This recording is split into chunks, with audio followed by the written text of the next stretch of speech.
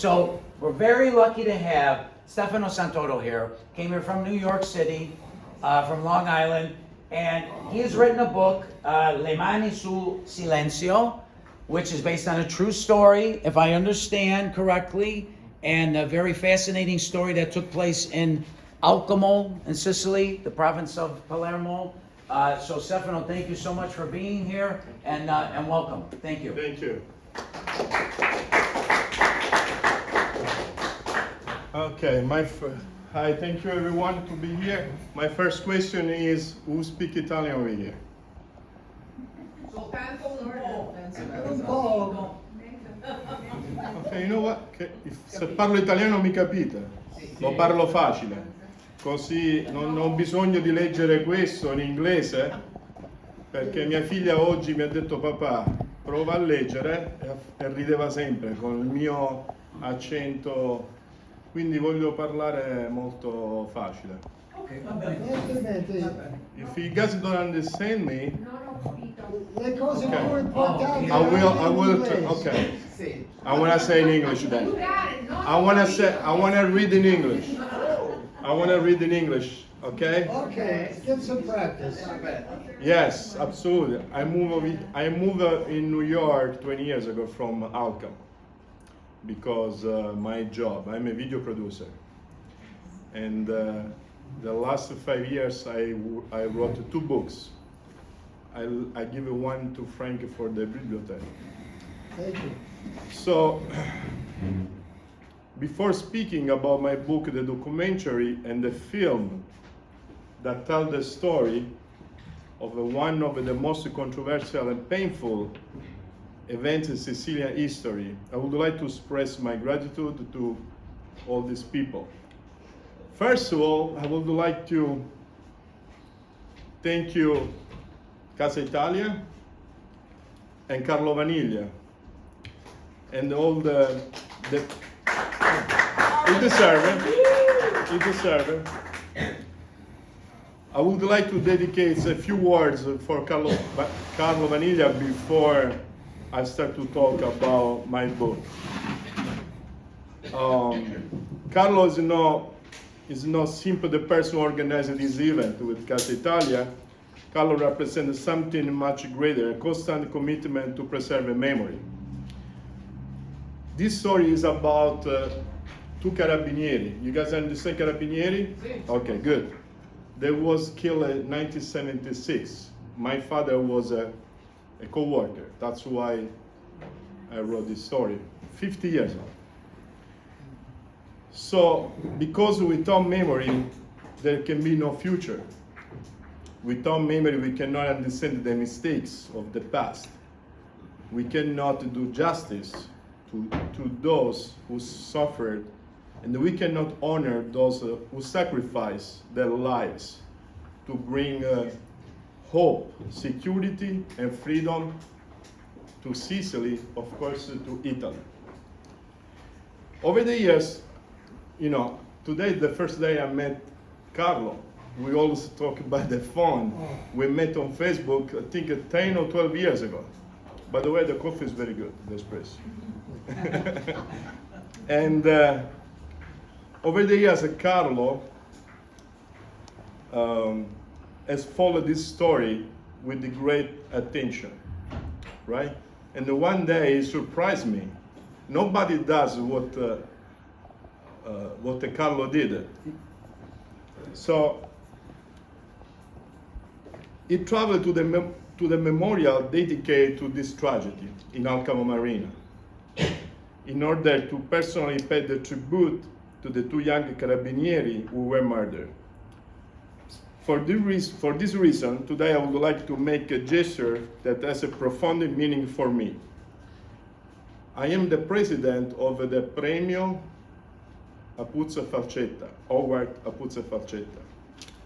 The first time we did that was in 2024, and I gave it to the New York president of the Associazione Nazionale Carabinieri, that take the name from these 2 guys killed. 2025, we give it in Alcamo the awards to the sons and the guy who arrested supposedly the guilt guy. And also we give awards to the Benedetta Russo. Benedetta Russo was Tenente Colonnello Russo that was killed in 1977 near Palermo. And 2026 in January, because I try to go every year for the anniversary, we give the awards to a Carabinieri is still alive. He was in Nasiriyah when there was a terrorist attack. He survived. There was like 27 Italian soldiers died, and also Carabinieri. He survived this terrorist attack. So for this reason, today I would like to make a gesture that's as profound meaning for me. And actually, you give it this one. I want to honor Carlo. That was a surprise. Come, Carlo. Can you please help me? Carlo, Carlo, come on. very nice. You deserve it. I want to honor Carlo with Premio Abruzzo e Falcetta 2026. A Carlo Vaniglia per la difesa della memoria. Chicago, 13 giugno 2026. You give it to him.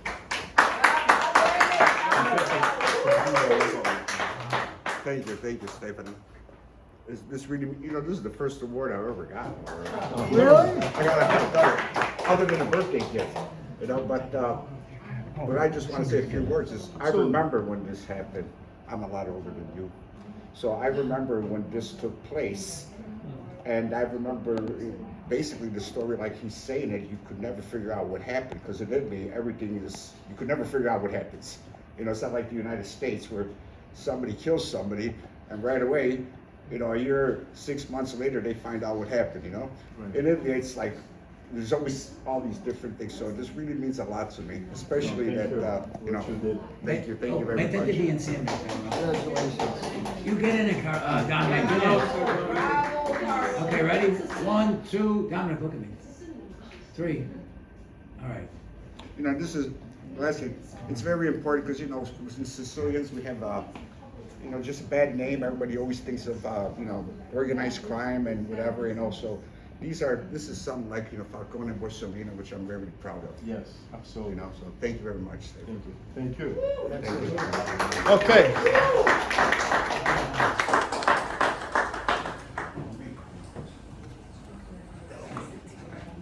So let's go back to work.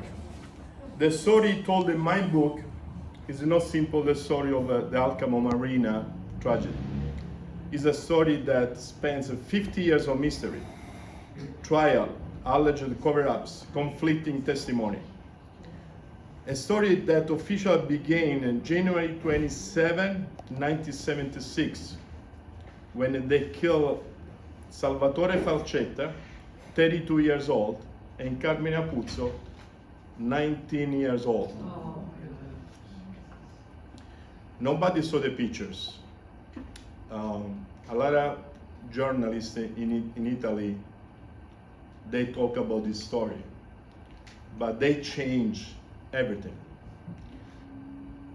I don't want to say I'm the only one, try to say the truth, but I read, I think, 1,000 pages about the official documents. And I saw the pictures I don't want to show because they're terrible pictures.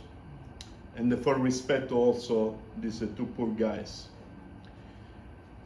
On that night, the door of the police station, the Carabinieri station, was opening using a cutting torch.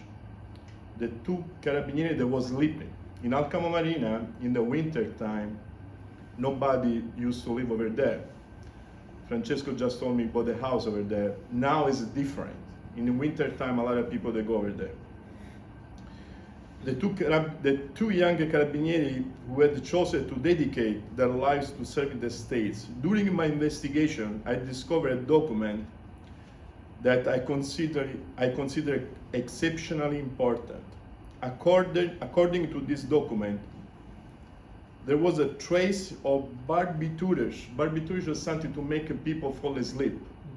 So what happened was, the night before, this is like exclusive because nobody wants to talk about it. The night before, there was a very huge storm. Like Carlo told me, there was a huge storm the other day over here. I remember, I wasn't 9 years old. I remember because when they came to call my dad, the flashes are still in my head. So these two Carabinieri, they play cards with two guys from Alcamo. And that was the last two guys they saw the Carabinieri before they died. Because they find that the next day at 7:30 a.m. in the morning.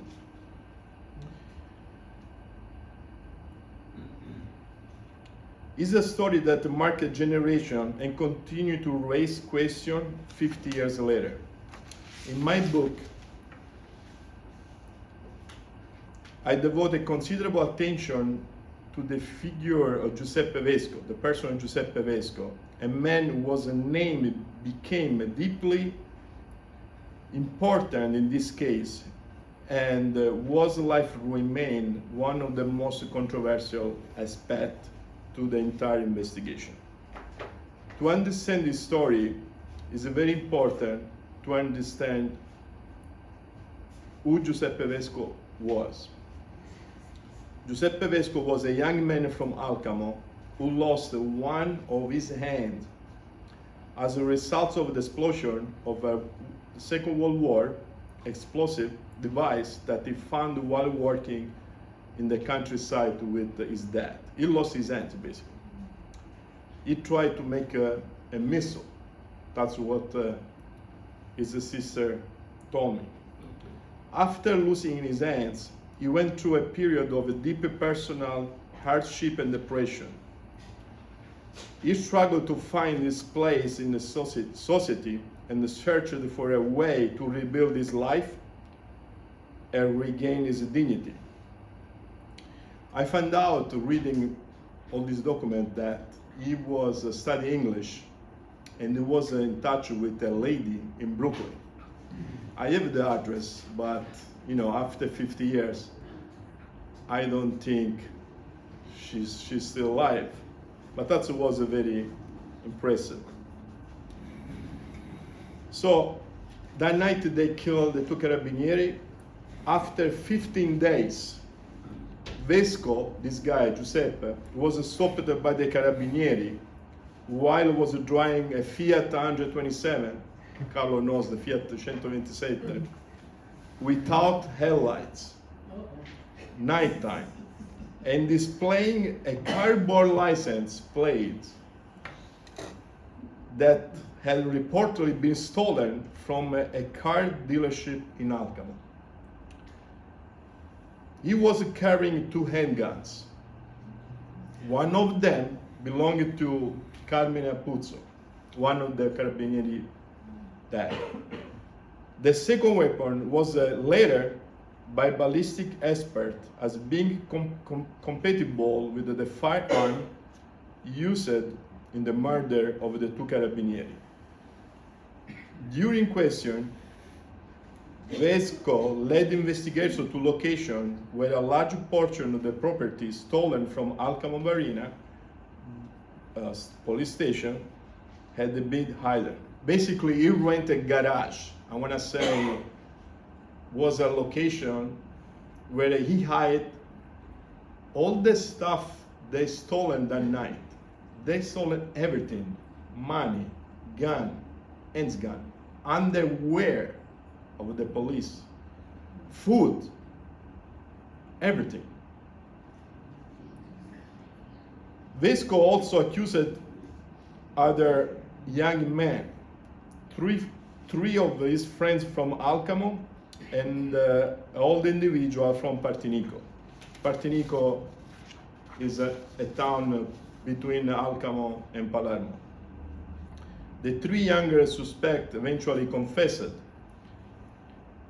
Many years later, during the retrial proceeding, allegations were made that those confessions had been obtained through coercion and abuse. Basically, let's say the police touched them to make it confess them. So they reopened the case. And there was one carabinieri, a former carabinieri, later stated that such a treatment appeared insufficient by itself to explain a confession to a double murder. In 2007, the testimony of a former carabinieri reopened a debate that many believed had long been settled. That testimony led to review of the original convictions. And it was at that moment that my own investigation began. Basically, from 1976 to 2009, everybody knew this guy was guilty. So in 2009, this former carabinieri say, oh, I know the truth, they're innocent, we tortured them. But I remember what my dad used to say. So I started my investigation. At the beginning of my investigation, I thought, I want to make a movie. But reading all the documents, I understood that at the court, not everything was clear. Okay? So now, I want to stop it. I want to show you this video. So, I've been in touch with Giuseppe Vesco's sister. One day, she went to the police. Okay, this guy Giuseppe Vesco, 1977, they find him dead in jail. Suicide, they say suicide. But there is no pictures of his suicide. They said they took him in the hospital to try to help him. And his sister told me, I don't remember there was a sign of suicide on his neck. Somebody told me, oh, the sister, she's not completely fine on her mind, but still, she told me, I remember, the sister told me, I remember, when they hide the body of my brother, we don't have a chance to see him in the last minutes when they put in the cemetery. It was funny because when I wrote the movie, to make the movie better, I make believe that this guy, Giuseppe Vesco, never died. That somebody hired him to hide the secret of this story. And of course, for the movie, it was much better. Okay? So, I wanna, this movie is no movie, it's a trailer, it's like a 15 minutes. I produced the trailer because I'm trying to produce the movie. It cost some money. So in this video, you guys will see the young Giuseppe Vesco when he's suicide in jail, and the old Giuseppe Vesco that he come back to visit his sister. And the sister, she's like a little bit crazy after his brother passed away. And the story starts with the American military. Why? Because he found this gun of the Second World War. In Sicily, there was a lot of American people, and they try again to make it a missile. So I think I can stop it, right? Okay. Oh, I want to say something else. At the end of the video, there is the scene when, in the movie, not in the reality, of course, the guys that have been in jail because of him, in the movie, one day he recognized him, and they went to the cemetery to see if his body was there. And there was a surprise.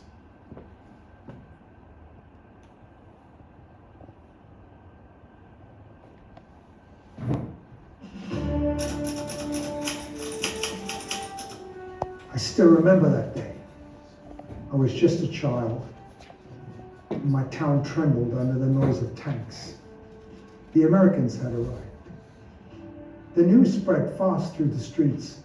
They've landed. They're here.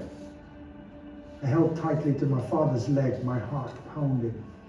The uniforms, the weapons, those foreign faces, they scared me. But my father, he seemed calm. But we're lost again. I told you so. Here we go. Talia, Talia, da.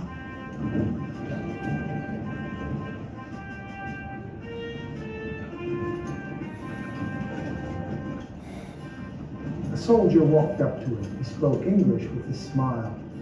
I couldn't understand a word, but my father did. He was asking for directions to Palermo. My father pointed with his hand, then gestured. Straight ahead, always straight. The soldier thanked him with a thank you. I had never seen anything like it. It was as if the whole world had walked into our backyard. That encounter, that war, would change the fate of many, even mine. Though back then, I couldn't have known. That night, no one ever forgot it. The small barracks stood there, isolated, swallowed by the darkest night. The silence felt unreal. This is how they broken opened by the wind door. Whistling through the olive trees. Then, that sound, a sharp hiss like a steel serpent. The cutting torch began burning through the lock of the wooden door. I can still imagine, though, standing in front of that door, their eyes filled with something more than anger.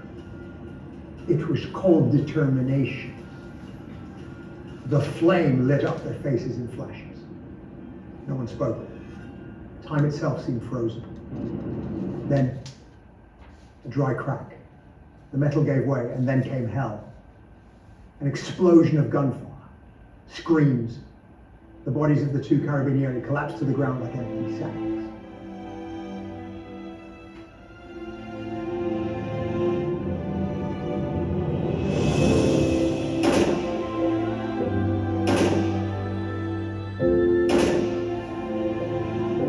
The video of the funeral, that's the original funeral. The video of the original funeral in Alcamo.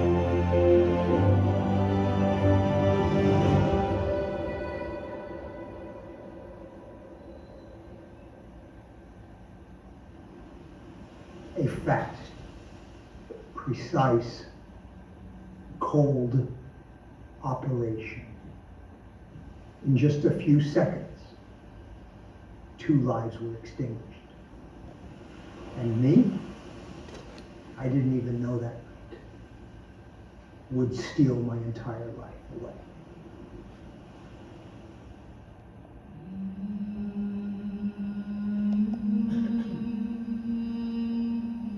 This is the car 1976 of the Carabinieri, Alfa Romeo Giulia. We rented a car for shoot the movie.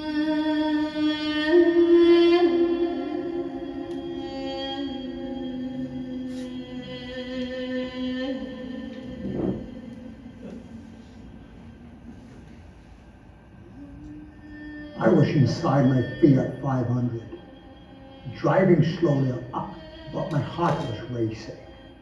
I was afraid, even though I still didn't know of what. Then in the rearview mirror, I saw them, the Carabinieri's Alfa Giulia. I sped up, a stupid instinct, but deep down I already knew. I wasn't going to get far. I slammed on the brakes. They jumped out of the car and rushed toward me. I didn't understand, I was trembling. Then one of them opened the door, looked inside, and saw it. A pistol beside the seat. They dragged me out, silence, only my heart exploding inside my chest.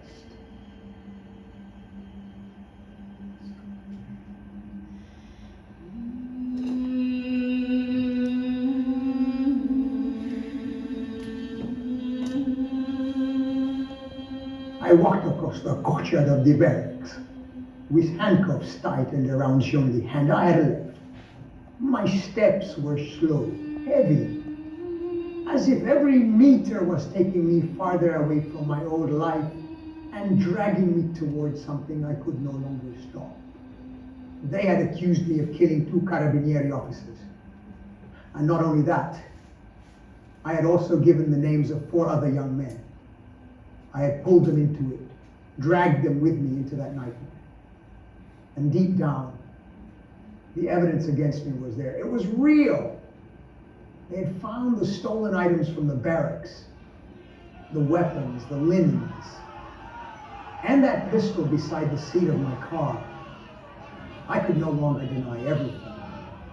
Not anymore. I walked through those cold stairs. Inside that courtyard, there was no longer just a barracks. It had become my prison, my judge, my end. I wondered if everything had already been decided.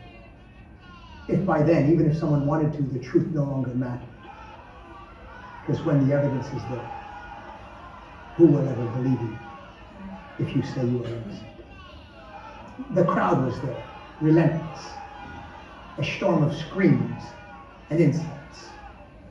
Faces twisted by hatred, eyes burning with rage, hands raised, ready to throw stones or strike blows. Every step I took felt like it was pulling me deeper into an invisible grip. Pressure crushing me from every direction. Their voices rose like violent waves, shouting my name with contempt. As if hearing it condemned was the only thing that could satisfy their thirst for justice. It was not justice. It was revenge. The air itself was thick with hatred, almost tangible. And I realized that it no longer mattered whether I was guilty or innocent. That crowd only wanted to unleash its anger. And I had become the perfect scapegoat.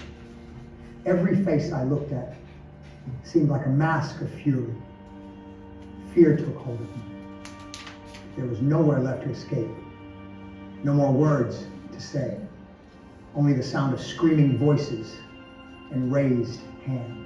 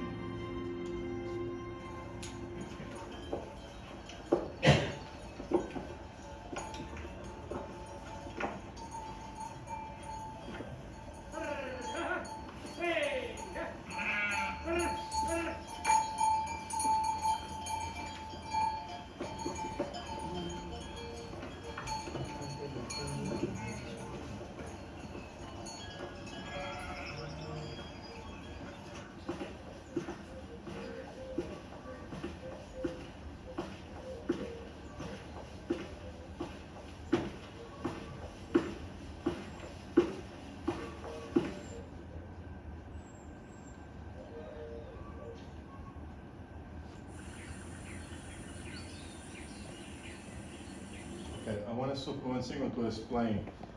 So, when Giuseppe Vesco was in jail, I used to talk a lot with the priest that was in jail. This priest is still alive. And one day, during my 12 years investigation, I call him. Say, Father Mattarella, Actually, he's a cousin of the Italian president Mattarella. So I call him. You know, when you call from New York, everybody's like, oh, New York, something gonna be very important. And they say, Father Mattarella, what happened to Giuseppe Vesco? He told you something?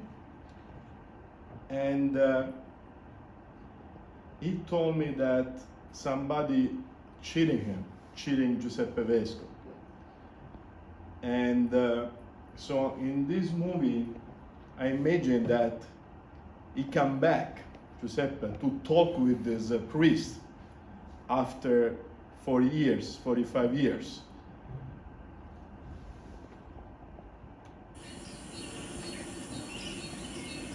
In this old church, about this is Castello Calatubo.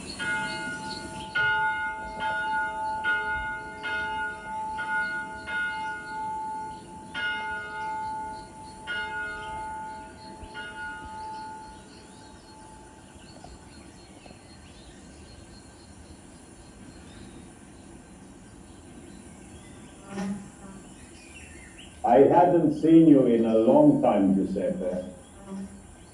I thought you were dead. At least, the part of me had died. The part that still believed in justice.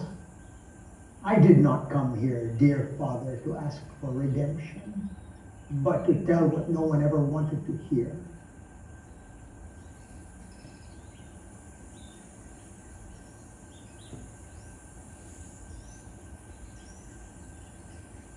The truth. The truth. The truth is often a burden heavier than the sin itself. Are you sure they really wanted to reveal it now after all these years? It is not a matter of choice. It is a matter of conscience. My soul burns like fire. This is the reality, dear Father.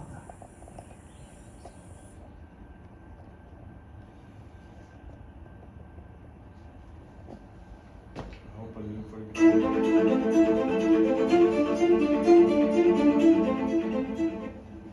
I walk slowly on the stony beach. Every step brings back a memory. I've returned after 40 years. Everyone believes I'm dead. Hanged in a prison cell with the label of a killer stuck to my name, but I never died.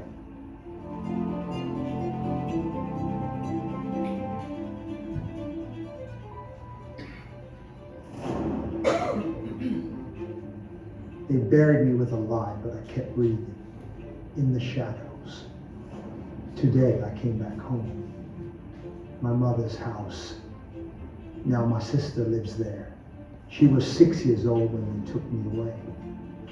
They told her I was dead, and something in her broke that day.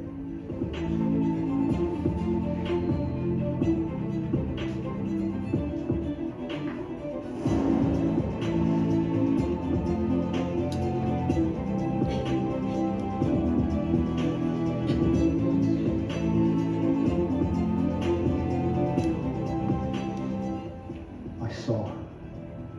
I stood still. I let myself be seen. Just for a moment. The time it takes for a heart to beat. Her eyes searched for mine. Then I walked away. I heard her come out, holding a photo of me. The one she keeps near the kennels. She looked around. She was looking for me. But I was no longer there. And when she realized it, or maybe she just thought she'd seen a ghost, she let the photo fall.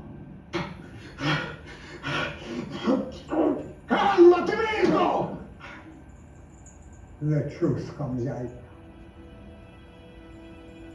So that was the moment when his friend found out he's still alive. He was mad.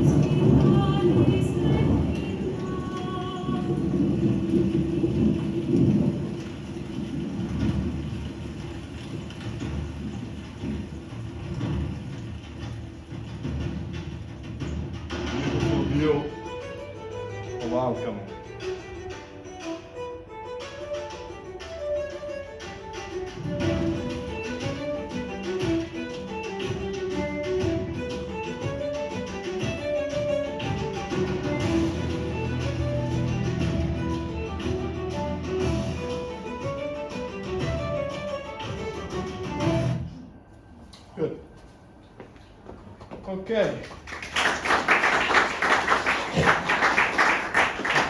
So we made this movie in 3 days. Wow. 3 days. And, you know, in Italy, with friends, you can do whatever you want.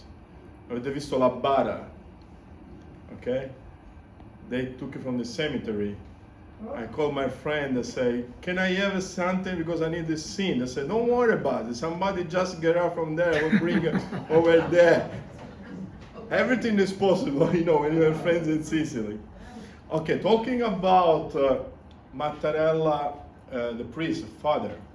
So when I call him, basically four guys plus Giuseppe Vesco they get accused for this situation, for this story. And after the last trial, everybody get accused. 2 guys they supposed to go in jail for 20 years. The priest, he took these guys and he helped them to escape in Brazil. Why in Brazil? Because if the Italian country asks the Brazil, say, listen, this is a 2 wanted guy over there. Brazil, they can say, no, they can stay here. I don't know how to say in English. No extradition treaty. Exactly. So I asked him and say, Father Mattarella, why you helped the 2 guys to escape in Brazil after the judges say they gotta be in jail for 20 years? I have the conversation, the phone call conversation in my house, a recording. The phone call was a recording. He told me, I was sure that there was no guilty. He said, how you can say no guilty? I mean, the judges say guilty. I saw the light. God showed me the light that those guys was no guilty. I said, okay. I said, maybe next time we don't need a judge, we need a judge to call you. The funny story is that the sister, she went to the police to say, I saw my brother live in Alcamo, in the main street.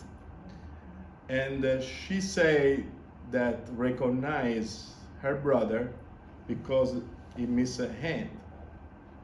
So he saw this guy near the post office, and she say, oh, my brother smiled me. I don't want to go inside the investigation story because it can be a little bit boring, and there is a 404 pages. Because in Italy they try, okay, before the former Carabinieri get back, nobody was talking about this story. As soon as this guy, the Carabinieri, is from Napoli, he say, oh, these guys they are not guilty. Everybody, all the journalists in Italy, they start TV, everybody start to talk about this story. And more they was talking, more I was writing my book. Because I know and I knew that was just lies. Because I read all the documents. I remember my dad, when my dad used to talk with, I was a little, of course, he never talked with me, but I was listening, I was very curious. And we can say that these guys are guilty because for the Italian law, they are not guilty. Okay? So I want to keep things with my notes over here. The search for truth requires courage, but also requires balance. It's not enough to believe, we must verify. It's not enough to suspect, we must prove.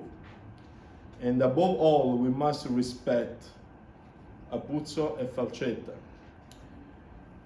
We must respect their family, and we must respect all those who have spent 50 years searching for answers. The sacrifice of Apuzzo and Falcetta two young servants of the state who lost their lives while carrying out their duty. The Apuzza Falcetta Award is dedicated to their memory. The National Carabinieri Association of New York and Long Island, of which I have the honor of serving as a board member, is dedicated to preserving that memory as well. Above all their memory lives on through their families who continue to carry their burden of this tragedy after so many years. I remember something that deeply moved me during an interview with Carmine Apuzzo's sister.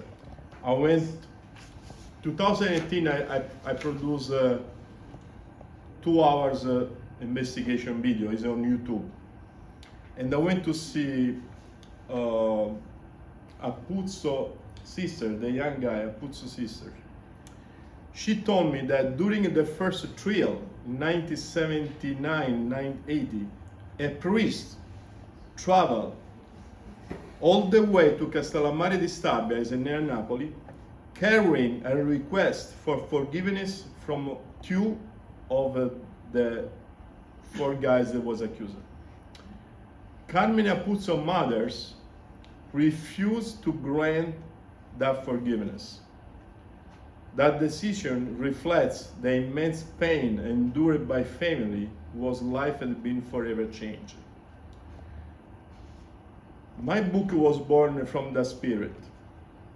It doesn't claim to possess every answer, but it does seek to ask every necessary question, because the truth should never fear questions, and the memory should never fear truth.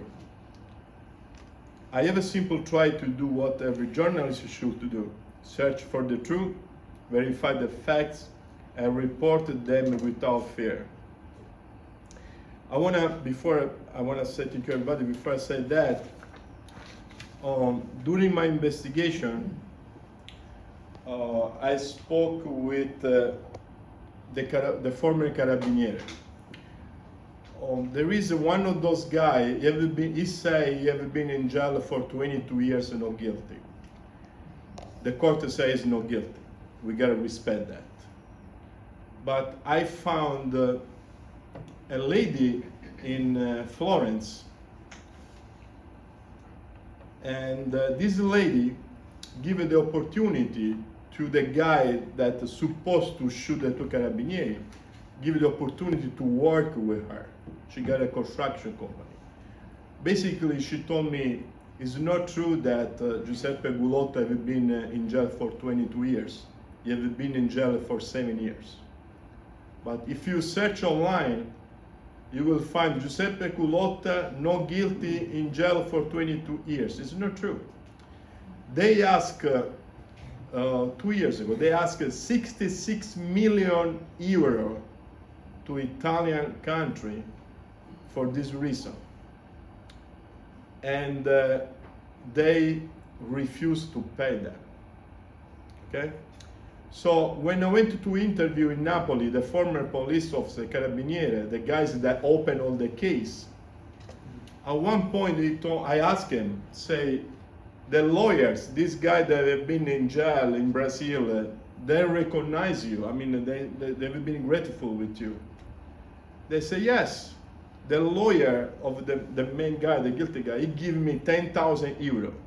I was shocked.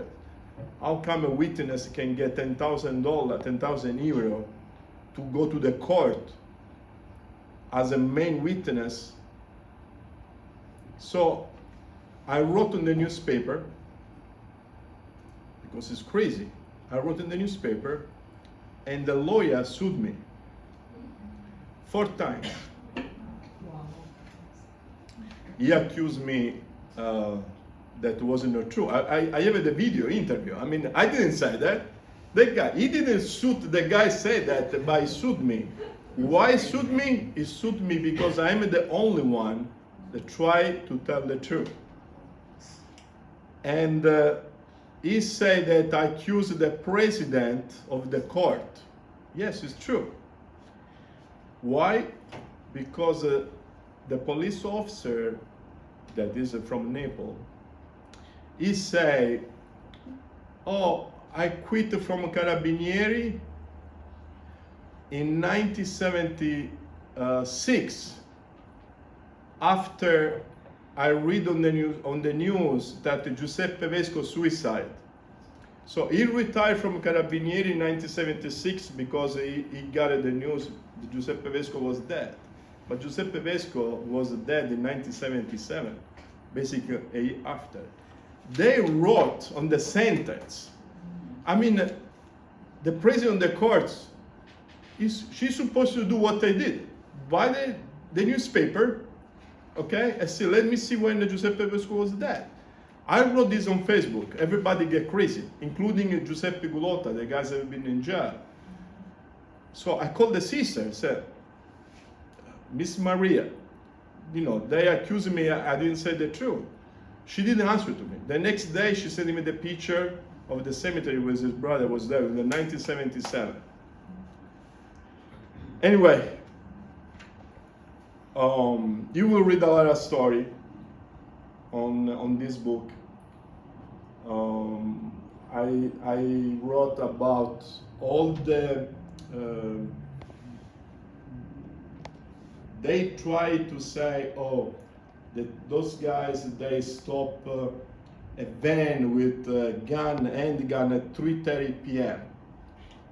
It's not true, because they play cards until midnight. And my father, he met Carmine Apuzzo at 7:30 p.m. That's the night before. And the thing is, they don't wanna tell the truth, because they are looking for making money.